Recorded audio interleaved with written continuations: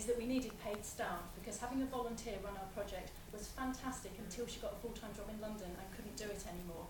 So we lost our amazing volunteer who was here with us last year, and we used the Funding Network money to pay for a sessional person to come in 2 days a week and bring some much needed sort of stability and vision and direction to the project.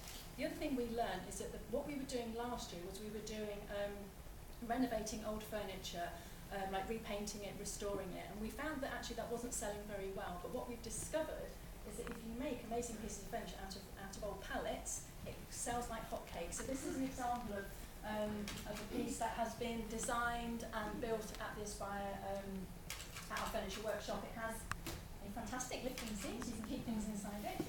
And we've got this, we're doing blanket boxes, cabinets, all kinds of things. So just let me know if you want to buy one at the end. The other thing that's happened is that because we've had a bit more stability in the project, we've been able to develop it substantially. So for example, I'm holding this because the Woodwork project has been commissioned by the Buckinghamshire and Oxfordshire Drug and Alcohol team to produce wooden methadone boxes. This is so that anyone who's on a methadone prescription and has children or vulnerable adults in their home can keep their methadone in a safe, locked unit. The initial order is for 200 of these, and we've been granted £10,000 to kickstart this project. And again, this wouldn't have happened if we hadn't had Tiffin's support last year. We've also introduced accredited qualifications onto the Woodwork project, so there are now 3 different qualifications people can get. They're level 1 and level 2, so they're kind of entry-level qualifications. The other thing is that this project is feeding into our property maintenance enterprise. People are coming onto the project, they're developing really important general handyman woodwork skills that they're then able to use back on our enterprises. We're doing a lot of work with housing associations, so they're able to use those in properties. The other thing is incredibly popular with trainees.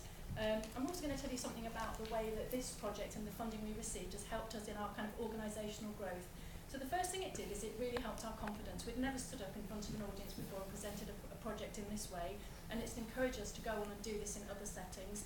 It's also, I think, supported our overall fundraising, our trust fundraising, so we've had a lot of success in the last year with that. We've grown our enterprises tremendously. Our enterprises are now bringing in they've grown by 76% in the last year, which is a substantial increase for a group of social businesses. Oxford University have just completed a pro bono SROI analysis for us, which is social return on investment. We now know that for every £1 invested in Aspire by organisations such as this, we're delivering £5.86 worth of social value.